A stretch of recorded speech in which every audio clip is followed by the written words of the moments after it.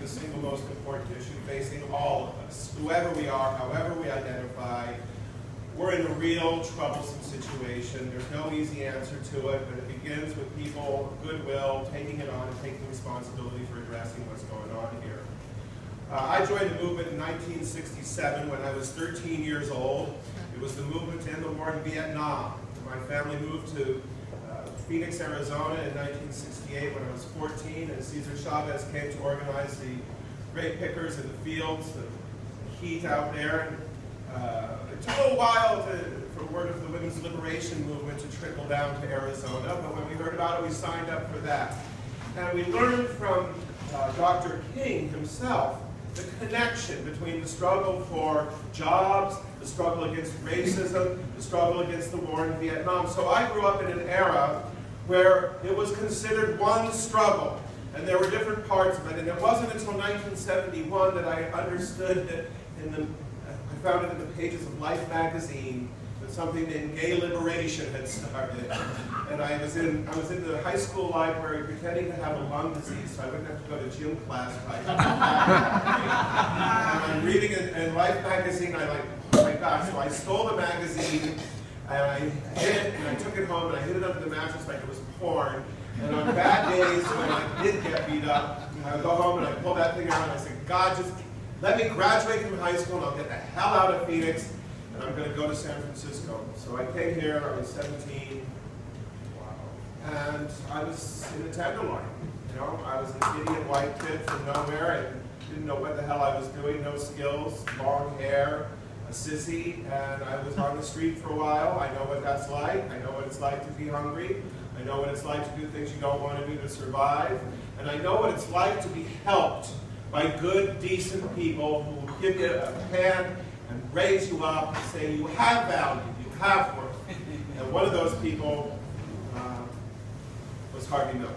And, you know, we think of Harvey very much as part of the LGBT story, but Harvey was all about the us's.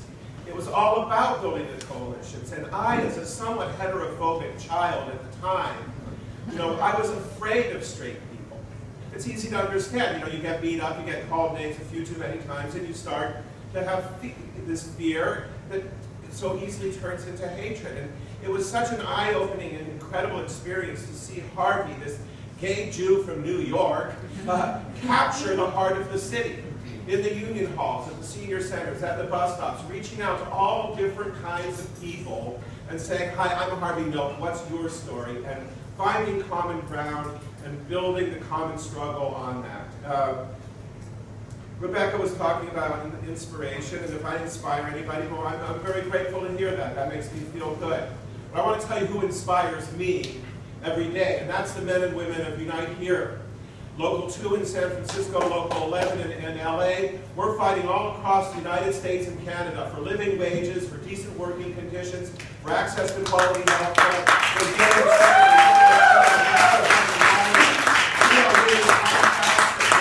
transgender people, from job discrimination in jurisdictions where the likelihood of legislation doing that is very remote.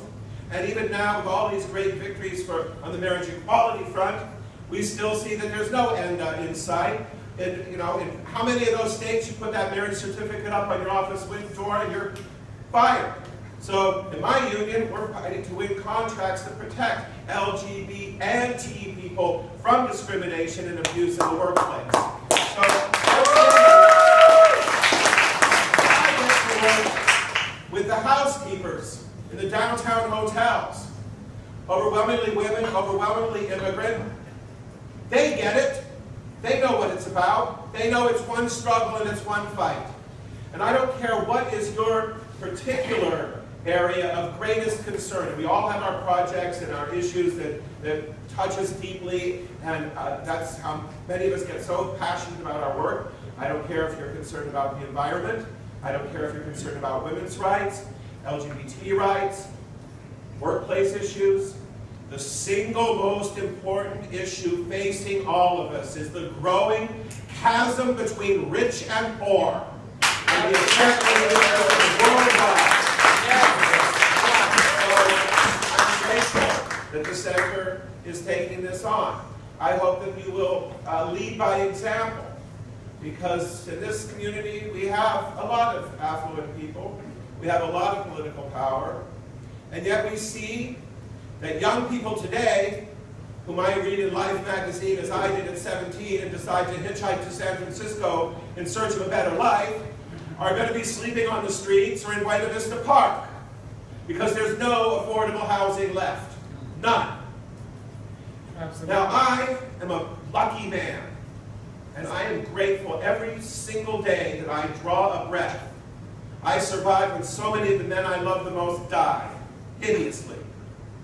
And I live today in a city where I am treated very kindly.